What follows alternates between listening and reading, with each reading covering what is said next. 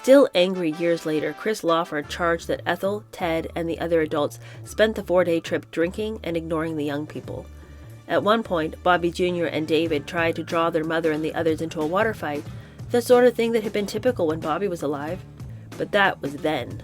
This time, the adults were disinterested. When the boys continued to pester, the towering Whitaker threatened to throw Bobby and David forcefully into the churning water.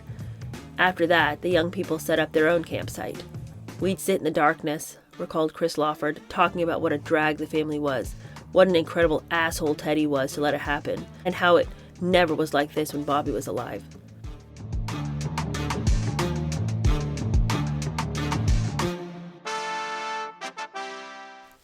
Hello, how are you? Welcome to my channel. My name is Denise. We're going to keep going into other Mrs. Kennedy today, and in this section, we're just continuing talking about what life was like, and Ethel trying to keep an even keel in her house now that her husband has died.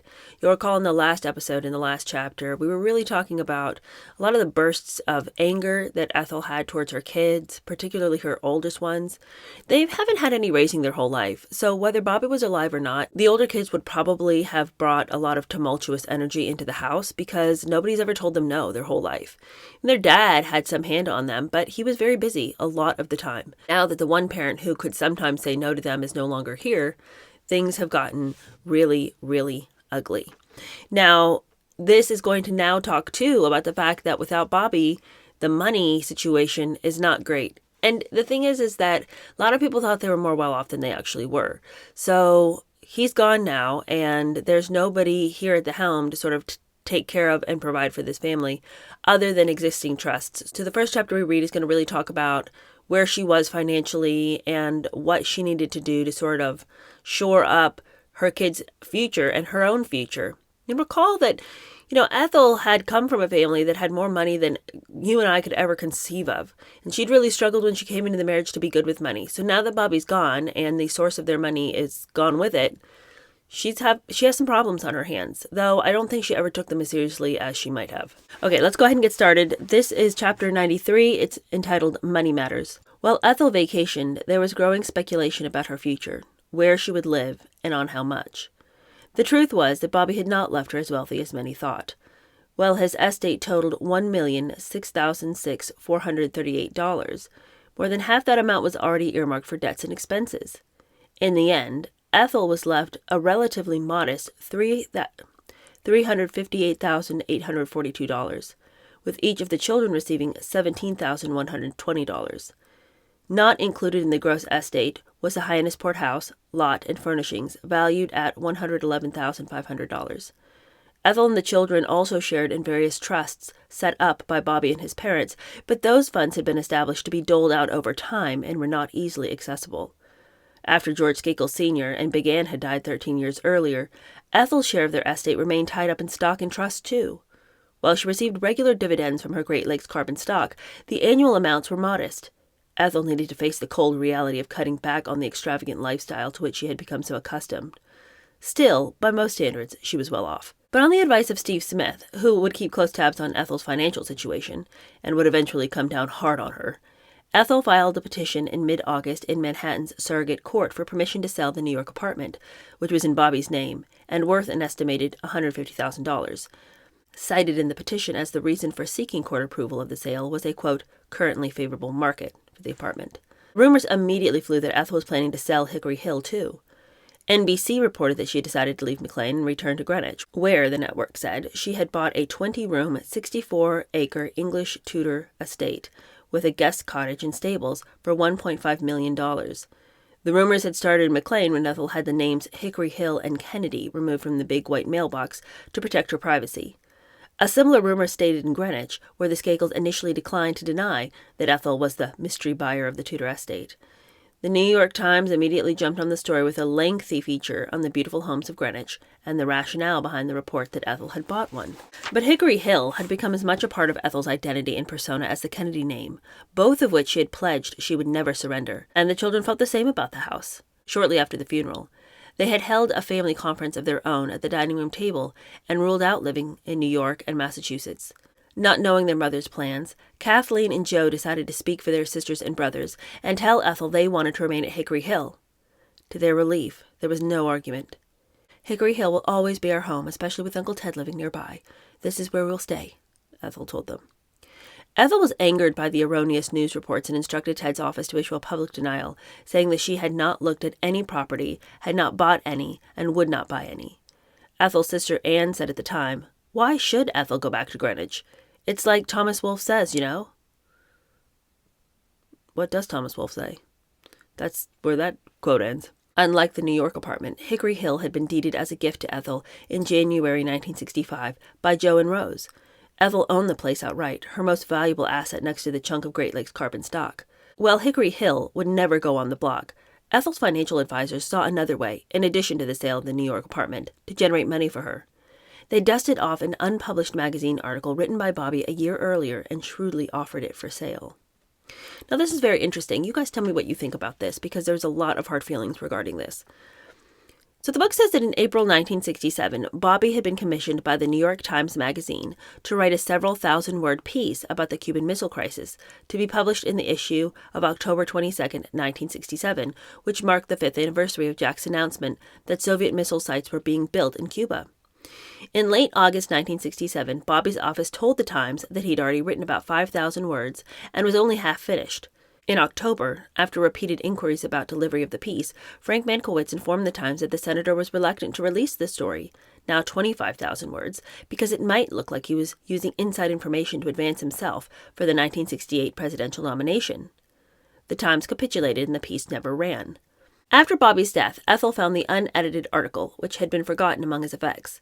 About the same time, editors from the New York Times Magazine coincidentally approached Bobby's people once again to see if the story could finally be published. Seeing the renewed interest, the Kennedy money people put it on the block, touching off a strenuous bidding war that did not include the Times Magazine. The major selling point, of course, was Bobby's ultimate insider status. He'd kept detailed notes on the crisis and had put never-before-revealed material in the manuscript, including correspondence between Jack and Russian Premier Nikita Khrushchev. The key marketer of the piece for the Kennedy family was Ted Sorensen, who had served as special assistant to Jack and was currently both the attorney for Bobby's estate executors, Ethel, Ted, and Pat, and an editor-at-large of the Saturday Review, a magazine owned by McCall Corporation. Within days, McCall's topped all other bidders. The final selling price, a cool $1 million, the highest amount ever paid at the time for a manuscript of that length. The deal also gave the Kennedy estate approval of advertising copy, excerpts for serialization, and photographs. McCall's won all rights, including book publishing, serialization, films, and television. The article with some editing by Sorensen ran in November 1968's issue of McCall's. After the book rights were sold, Ethel got actively involved in the production of 13 Days. She even chose the actual paper stock the publisher used and vetoed some of the advertising because it focused more on Bobby's role in the crisis than on Jack's. Editors at the Times Magazine were furious at the Kennedys' actions. After all, it had been the Times' idea to have Bobby do the piece in the first place. The magazine had even supplied him with an outline. But, as one editor involved in the project noted years later, this was no time for us to raise a ruckus. The Times didn't want to be accused of widow bashing. But what the Kennedys did was, well, pretty sleazy. But Sorensen maintained after the sale that it was the duty of the executors to maximize the estate, particularly when there was 11 minor children. It's a good point. I mean, she's got to make money somehow. And this was the intellectual property of her husband. So it isn't as though they had stolen something from the Times and then ran it under Bobby's name. But at the same time, I can understand why Times Magazine was a little sore over the whole thing, because that would have been a really great piece for them to have. At the same time, they never entered the bidding war either, and it hadn't been handed over to them officially. So, I don't know, I can understand how all feelings are hurt, but I also understand why Ethel felt like this was a deal she had to do, even if she had had some qualms, although I don't really think she did. But if she did have some qualms about the morality of the thing, I mean, someone's got to put food on this table. And $1 million for an article? I mean, how many of us would turn that up when we have 11 kids? All right, the next chapter is entitled Number 11. Ethel returned to Hickory Hill after Labor Day to await the birth of Number 11, a Thanksgiving present, she enthused, noting that the child was due in late November. Meanwhile, most of the other children returned to school, leaving 3 at home during the day: 3-year-old Max, 5-year-old Chris, and 18-month-old Douglas Harriman. Ethel once again fell into her old routine, morning mass at St. Luke's, afternoons with friends who couldn't help but notice that one of the pink walls of the pool house was now plastered with news photographs of Ethel and Bobby taken during the campaign. Despite her doctor's warnings to take it easy, she took an active interest in planning an interdenominational memorial chapel for Bobby in the White Mountains of New Hampshire, where they sometimes skied. She also kept close tabs on the effort to raise $3.5 million to pay off Bobby's campaign debt, and she was working closely with an architect on the design of a permanent marker for Bobby's grave. Her main focus, though, was on the establishment of the $10 million Robert F. Kennedy Memorial Foundation, a living memorial to Bobby that would be involved in journalistic and humanitarian endeavors. As her due date grew closer, Ethel became frightened. For the first time, she faced the reality of childbirth without Bobby. Moreover, she would never forget the problems surrounding the premature birth of her last baby, Douglas, and that birth had happened under the best of circumstances. On the evening of Friday, October 11th, still at least a month away from her due date, Ethel decided to kick up her heels a bit, accepting an invitation from Kay and Roland Evans to attend a dinner party for 20 at their Georgetown house. She appeared relaxed and healthy, and everyone was thrilled to see her back on the circuit. The next morning, though, Ethel awoke feeling odd. By noon, she thought she'd felt the first mild tremors of labor and immediately telephoned Ted and Dr. John Walsh. By 6, she was in the labor room at Georgetown Medical Center. Ted had contacted Luella Hennessy at her suburban Boston home, and arrangements were made for a police escort to take the Kennedy nurse to Logan International Airport for a flight to Washington. By the time Hennessy arrived, though, Ethel's false labor pains had subsided. Ethel was kept overnight for observation and released by 11 the following morning. Her doctors ordered her to remain in bed. Hennessy was asked to stay on at Hickory Hill, which required her to take a 3-month lease of absence from her hospital. Hennessy recalled that Ethel was looking forward to the baby. She had very strong faith and believed that if this was what the Lord had planned out for her, he would also provide for her. She was truly an optimist. Ethel talked as if Bobby was away. She never said, "Oh, he's never going to come back. Isn't it awful?" Each night, one of the cooks would prepare a tray for a different one of the young children so they could have dinner with their mother in bed. Said the nurse, she would be so excited and joyful that whichever one it was going to eat with her, and after the meal she would have a very private conversation with that child. Every morning the nurse would have to insist that Ethel remain in bed and rest. Ethel was a very active person and wanted to do this and that. We'd planned to have somebody over for lunch every day. She always had somebody with her, Elizabeth Stevens or Sarah Davis.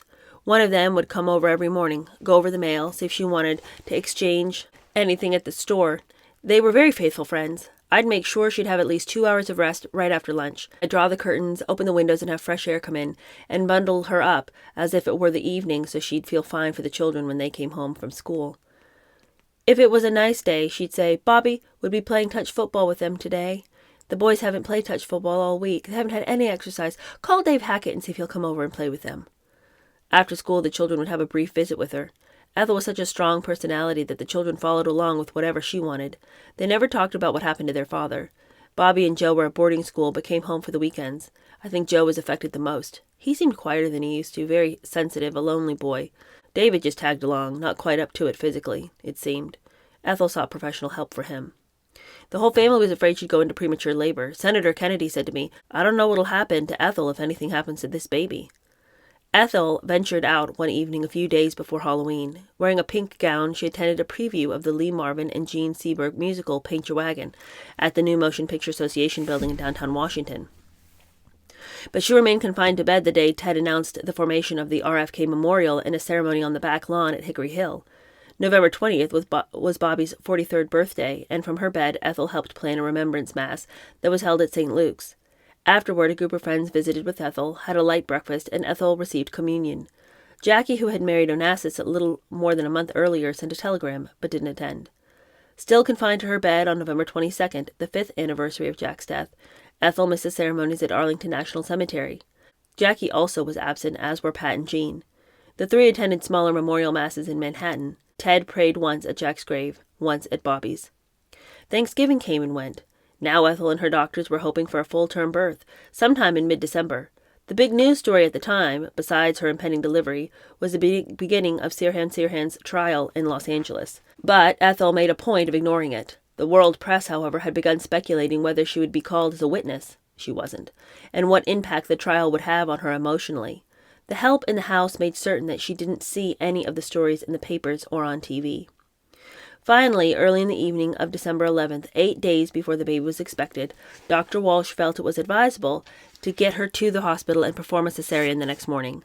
Accompanied by Luella Hennessy, Ted, Fred Dutton, and Raffer Johnson, she arrived at Georgetown Hospital in typical Ethel fashion, loaded down with 5 suitcases, one of them still carrying an identification tag from the Ambassador Hotel, her silk port-halt sheets and pillowcases, which she'd had laundered separately from other hospital linens, and a 3-speed electric fan. She had hoped to keep her arrival secret and was disappointed to find reporters waiting for her. She refused to acknowledge them and kept a stern look on her face. Ethel was put in one of the maternity ward's exclusive $60 a day private rooms, the same one she occupied when she had her last child. It had recently been given a fresh coat of pink paint in readiness for her arrival. In the room was a bouquet of pink and blue flowers sent by Jackie. Hennessy was given a private room across the corridor. I said to her, "I'll be right over here. If there's anything you're nervous about, just ask the nurse to awaken me and I'll come over." Besides Hennessy, there was special duty nurses retained to attend Ethel round the clock. She was wheeled into the delivery room shortly before 8 in the morning, with Ted and Luella Hennessy on either side of the stretcher. Ted stayed in the operating room until Ethel got settled on the table, and then he left. She went through it like a soldier. She was happy that she had people with whom she knew and trusted, Hennessy said. Less than an hour later, Ethel gave birth to a healthy 8-pound, 4-ounce girl, her 4th daughter. I thought it would be very upsetting for Ethel when the baby was born because it would never see its father. It was kind of a traumatic few minutes, but then everything was fine, Hennessy said. Waiting in Hennessy's room for word of the birth were Ted, Joan, and several of the children. "She looks just like Ethel and even has some hair," Hennessy reported to the family. Ted then went to the recovery room to stay with Ethel through the morning. "I now have 16 children," he quipped, referring to his own 3, Ethel's 11, and Jack's 2. As a precautionary measure, the baby was placed in an incubator to avoid the possible respiratory problems that cesarean infants sometimes develop. Ethel wouldn't get her first real glimpse of the infant until the next morning, when she held her and she declared her beautiful. With Ted's help, Ethel named the baby Rory Elizabeth Catherine Kennedy. Rory because it sounded close to Bobby. Ethel didn't like the name Roberta. Elizabeth for her friend Liz Stevens, and Catherine for her pal Kay Evans. A week after she entered the hospital and 6 days before Christmas, Ethel took Rory home. On the way, she suddenly asked Ted, who was driving, to make a detour. Minutes later, he drove through the gate of Arlington National Cemetery. Ethel walked to Bobby's grave, carrying the baby clad in a pink bonnet and frilly pink bunting. The widow and daughter stood quietly in the chill wind for a few moments, and then she returned to Ted's station wagon and headed for Hickory Hill. Oh, that's so sad. I haven't had much to say about any of this because there's not much to comment on, but I will say that the idea of her having just got out of the hospital and then going and taking the baby to the cemetery so she could show her husband her new baby is really a poignant picture and quite sad. But just as we're feeling real sad about life, we get chapter 95, which is entitled Two Faces of Ethel. And that, of course, refers to the fact that Ethel had a very public face and a very private face, and her children unfortunately got the private face, which was not all that great. The chapter begins by saying that Ethel's public performance in the wake of Bobby's death, that of a brave widow, had been convincing. Journalists, filing year after the assassination profiles of her, without exception described the widow as the same old Ethel. All of them missed, or ignored, the fact that there was trouble behind the seemingly tranquil walls of Hickory Hill and Hyannisport, that Ethel had become increasingly mercurial and temperamental, that her facade was beginning to crumble. If any of those reporters were aware of the familial drama that was taking place at Hickory Hill and Hyannisport, Ethel's extreme mood changers, her ongoing war with the older boys, none of them chose to let the public in on it. It was still a time when the Kennedys' privacy was respected by most of the press. As the torchbearer for Bobby, it was imperative for Ethel to keep up appearances. Ethel went from career wife to career widow overnight, George Terrian observed. Now she could be more outspoken, more of an activist, and that was a role that she had long sublimated. Members of Ethel's mafia supported Terrian's assessment. They, too, saw a change in Ethel. She became a little fiercer in speaking about things, especially things Bobby was interested in, said one pal. The thousands of letters of condolences had changed. Now she was in demand on the speaker circuit. She was asked to lend her name to sundry charities. Some of those who demanded her presence were putting her in the same activist league as Mrs. Martin Luther King. Ethel became active in Bobby's causes, the grape pickers movement in California, the Bedford's Divestin Restoration Corporation, John Glenn's first political campaign in Ohio, and John Lindsay's in New York. With the conviction of Sirhan, the demon of Los Angeles, had been exorcised, Ethel had ignored the trial but told confidants that she had disturbing and recurring dreams of personal retribution. "I'd like to see him burn in hell," she told her sister Georgianne after the trial. Initially sentenced to die, Sirhan would spend the rest of his life behind bars. In February, Ethel was named by the Gallup poll in a special survey as the woman Americans admired most. She even topped her mother-in-law. Rose had placed second. Ethel found the honor rather amusing. "I got it because of my cooking," she quipped cynically to friends. A couple of her boys toasted the event by getting stoned.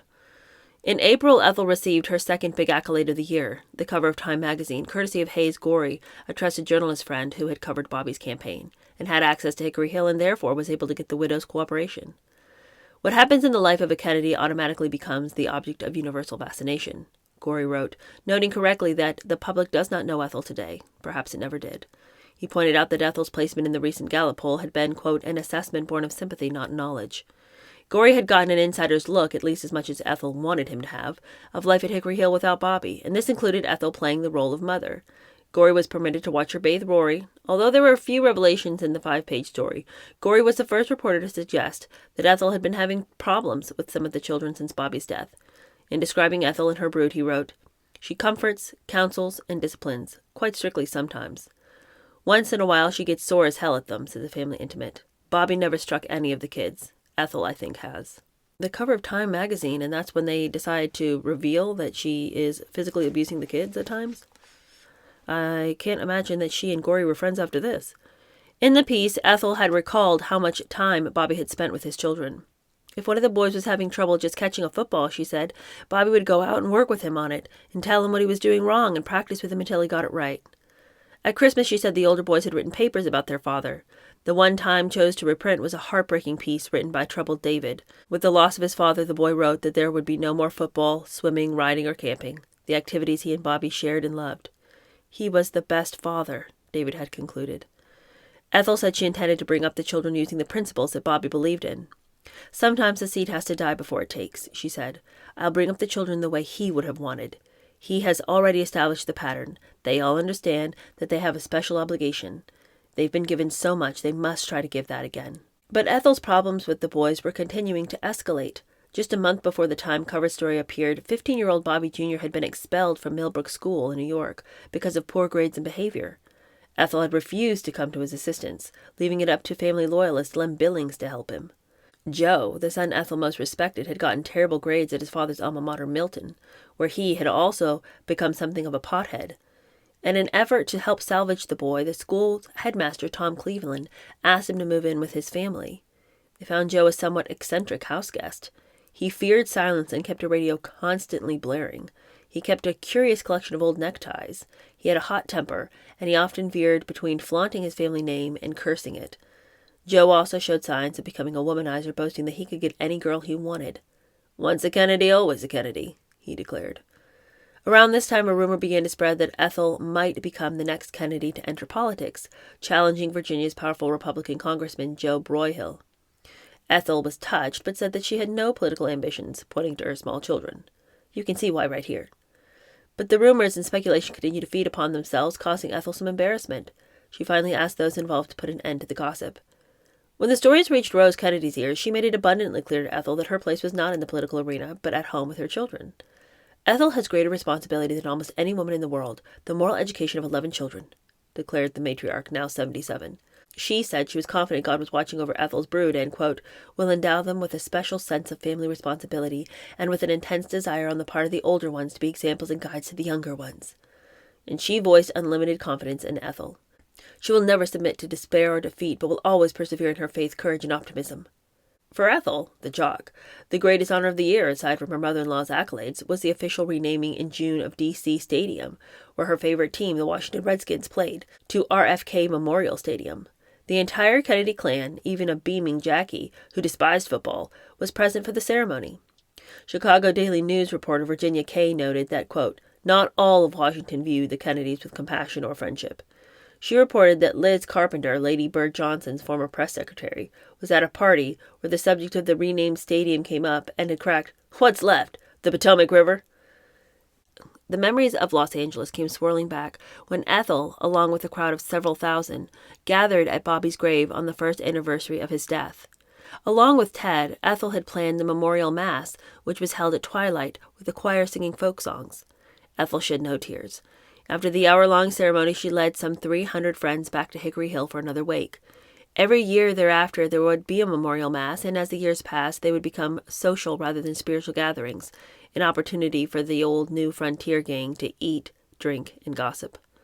Later in June, in what a media billed as her coming out after a year of mourning, Ethel was in the center of attention at a glitzy Southampton party to benefit the California grape pickers, one of Bobby's pet causes.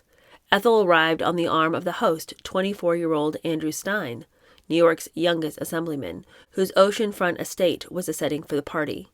Radford Johnson, now a Los Angeles newscaster, ran interference for Ethel as a horde of what were then dubbed the beautiful people, wearing designer dresses and "don't buy scab grapes" buttons, descended on the famous widow. "Let's face it, there's a charity benefit every Saturday night in one of the Hamptons," remarked a guest, "but Ethel makes the difference." Ethel, who'd flown down from Hyannisport, where she'd just begun her second summer vacation without Bobby, was her usual, cheerful public self. She posed with Anne Ford Uzieli. She joked with old friends like Fred Harris, Judy Moyers, and a pal from Manhattanville who had picked her up at the airport. Despite Ethel's outward calm, though, she needed support. Pressing the hand of a close friend of Ted's, she whispered pleadingly, "Don't leave me." Listening attentively to a speech by a grape pickers union official, Ethel let friends know that she planned a trip later in the year to visit grape boycott czar Cesar Chavez, who had worked so hard to get the Chicano vote out for Bobby in California. Frank Mankiewicz, now working as a newspaper columnist, said, "I'm here asking for money for the grape pickers, at least 25% of what Pucci," the designer who dressed most of the people at the party, "got from this audience. We'd like to raise $100,000. But despite the high rollers in attendance, all they got was $16,000. Ethel left early. The next day's headlines read, "Ethel returns to social life," and conservative columnist William F. Buckley Jr., who had once written endearingly about George Skakel Jr., took his sister to task, deftly, for getting involved in the event. He warned in an open letter to Ethel that supporters of the Ban the Grapes movement were uninformed, that most of the pickers were not migrants. Attempting to keep alive the annual tradition that Bobby had started, Ethel took the family on a July 4th weekend rafting trip along the turbulent Green River in rugged eastern Utah. This was the first time the clan had gone on such an adventure with their Uncle Ted as the leader, instead of Bobby, and the trip proved to be a disaster, at least in the eyes of the young Kennedys. Ethel's children and their cousins were still struggling to recover from the tragedy in Los Angeles. They had loved Bobby and looked up to him, but apart from Ted's own 3 children, the young Kennedys held a dim view of the new family patriarch. "We all felt a lot of bitterness towards him," Christopher Lawford said later. "It was probably unfair. There was no real reason for it except that he couldn't fill Uncle Bobby's shoes and didn't try." Beside Ethel and Ted, the party included Joan Kennedy, 13 Kennedy children, and a dozen of their friends, 2 congressmen and their families, and such old pals of Ethel's as Jim Whittaker and Lem Billings. On past trips, Bobby had made certain that the young people mixed with the elders, but Ted made no effort.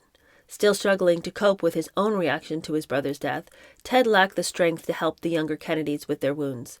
Still angry years later, Chris Lawford charged that Ethel, Ted, and the other adults spent the 4-day trip drinking and ignoring the young people. At one point, Bobby Jr. and David tried to draw their mother and the others into a water fight, the sort of thing that had been typical when Bobby was alive. But that was then. This time, the adults were disinterested. When the boys continued to pester, the towering Whittaker threatened to throw Bobby and David forcefully into the churning water. After that, the young people set up their own campsite. "We'd sit in the darkness," recalled Chris Lawford, talking about what a drag the family was, what an incredible asshole Teddy was to let it happen, and how it never was like this when Bobby was alive.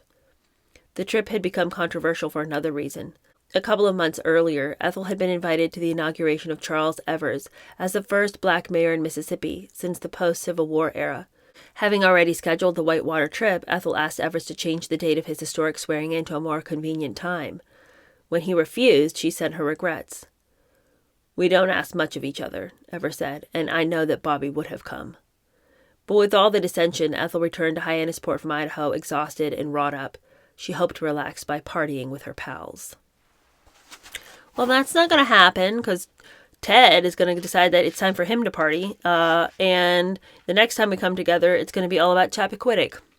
So poor Ethel's just going from crisis to crisis, and some of her own making, and some not of her own making. And I am just on the edge of my seat to see what he's going to say about Chappaquiddick. I think it's going to be a really, really good chapter. I haven't read ahead, so I actually don't know. But he has never disappointed us yet, has he? So I think that Oppenheimer is going to bring it for that chapter as well. Thank you so much for hanging out with me, and I will see you guys later. Bye.